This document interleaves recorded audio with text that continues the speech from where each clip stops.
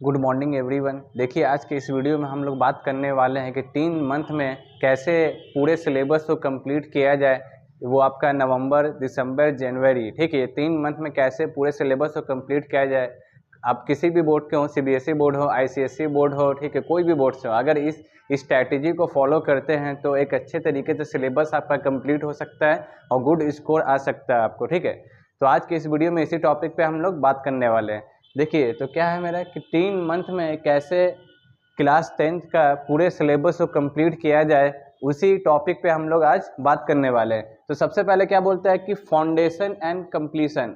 जो भी आपका सिलेबस अभी तक कंप्लीट हुआ है और जो बचा है, सबसे पहले सिलेबस को कंप्लीट करिए। सिलेबस को कंप्लीट करना कंपलसरी है कि आपको जो क्वेश्चन आएगा पूरा सिलेबस से आएगा आपको, ठीक है। तो सबसे पहले आपको सिलेबस को कंप्लीट करना है, उसके बाद ही कुछ आपको अदर क्वेश्चन प्रैक्टिस करना है। तो सबसे पहला एम होना चाहिए कि आपका सिलेबस कंप्लीट होना चाहिए, ठीक है। फिर क्या बोल रहा है कि रिवीजन एंड प्रैक्टिस। अगर आपका सिलेबस कंप्लीट हो गया है तो उसके बाद क्या करना है, आपको रिवीजन करना है और प्रैक्टिस करना है।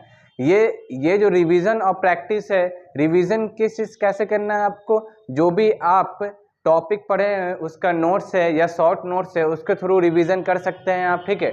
और प्रैक्टिस के लिए क्वेश्चन पेपर को प्रैक्टिस कर सकते हैं, सैम्पल पेपर हो सकता है, क्वेश्चन बैंक हो सकता है आपको, ठीक है। इससे आप प्रैक्टिस कर सकते हैं। थर्ड स्ट्रैटेजी क्या बोलता है कि final preparation and confidence building.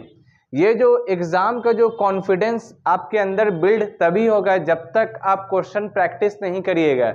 सिर्फ थ्योरी पढ़ लेने से आपका कंप्लीट नहीं होगा।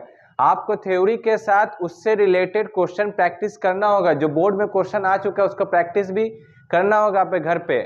जब तक प्रैक्टिस नहीं करेंगे 3 आवर का टाइम सेट करके, जब तक आपका कॉन्फिडेंस बिल्ड नहीं होगा। प्रैक्टिस करिएगा, मिस्टेक आएगा, उस मिस्टेक को कॉपी में लिखिए, नेक्स्ट टाइम उस मिस्टेक को एनालाइज करने के बाद वो गलती आपको रिपीट नहीं करना है।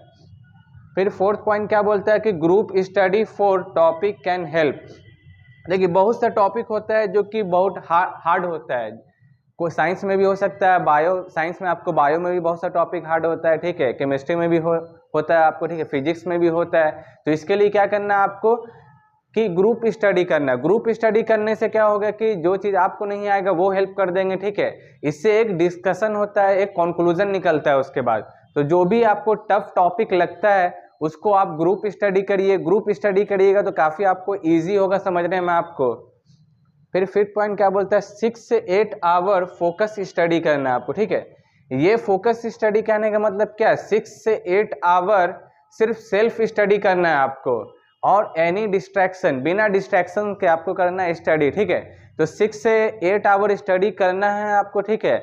आप अपने अकॉर्डिंग टाइम बना सकते हैं, ठीक है। फिजिक्स का पढ़ना है, मैथ का पढ़ना है आपको, एसएसटी सोशल साइंस का पढ़ना है आपको, उसके अकॉर्डिंग आप टाइम बना सकते हैं। तो 6 से 8 आवर स्टडी करना ज़रूरी है। फोकस होके सेल्फ स्टडी करिए। फिर आपको 6 पॉइंट क्या बोलता है, 1 आवर रिवीजन ऑफ नोट्स। देखिए, आप जो 6 से 8 आवर स्टडी करते हैं, ठीक है, उस टाइम को मैनेज करने के लिए आपको एक रिवीजन नोट्स बनाना पड़ेगा, शॉर्ट नोट्स। जो भी टॉपिक आप पढ़ते हैं उस टॉपिक से रिलेटेड अगर उस चीज़ को बार बार भूल रहे हैं तो उसको शॉर्ट नोट्स में लिखिए, और जो इंपॉर्टेंट टॉपिक लगता है उसको शॉर्ट नोट्स में लिखिए आप, ठीक है। और इसी के थ्रू रिवीजन करिए। अगर शॉर्ट नोट्स से आप रिवीजन करते हैं तो आपका टाइम मैनेजमेंट भी हो सकता है आपको, ठीक है। और शॉर्ट नोट्स में उसी चीज़ों को लिखा जाता है जो चीज़ आप बार बार भूल रहे हैं, उस चीज़ को कॉपी में लिखिए, आप लिख के उसको बार बार रिवीजन करिए। ये रिवीजन जरूरी है अगर गुड स्कोर लाने के लिए। शॉर्ट नोट्स बनाना है और उसके थ्रू आपको रिवीजन करना ही करना है। ये टाइम मैनेजमेंट भी आपको सिखाएगा आपको, ठीक है, कि कैसे पूरे सिलेबस को कंप्लीट किया जाता है। फिर क्या बोल रहा है 7 point, short break to study fresh, ठीक है। आप जब स्टडी करते हैं, बैठते हैं स्टडी करने के लिए, ठीक है, ये नहीं कि आपको 2 आवर्स कंटिन्यू पढ़ रहे हैं, 3 आवर्स कंटिन्यू पढ़ रहे हैं। बीच में आपको जब आप पढ़ने बैठते हैं आपको 25 मिनट से 30 मिनट के बीच में आपको एक ब्रेक लेना है। ब्रेक में आप वॉक कर सकते हैं, ठीक है, वाटर पी सकते हैं, ठीक है। आपको जो यानी 5 से 10 ही मिनट का आपको ब्रेक लेना है, ठीक है। इससे क्या होगा, इससे आपको एनर्जी भी बूस्ट होगा आपको, ठीक है। जल्दी आप ये फटीग भी नहीं होंगे, ठीक है। उस चीज़ में आपको इंटरेस्ट भी आएगा। तो स्टडी आपको कंटिन्यू नहीं करना है, आपको बीच में ब्रेक ले लेना है। ब्रेक ले लेके पढ़िएगा, 25 से 30 मिनट हुआ फिर ब्रेक लिए, फिर आफ्टर 25 से 30 मिनट हुआ फिर आप ब्रेक लिए।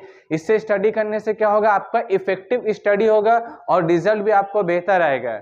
अगर ये सब स्ट्रैटेजी को आप फॉलो करते हैं तो एग्जाम में आपका गुड स्कोर आ सकता है। इस स्ट्रैटेजी को डेली कंसिस्टेंट के साथ प्रैक्टिस करना पड़ेगा, तभी आपको गुड स्कोर आएगा। Thank you for watching this video. मिलते हैं आपको नेक्स्ट वीडियो में।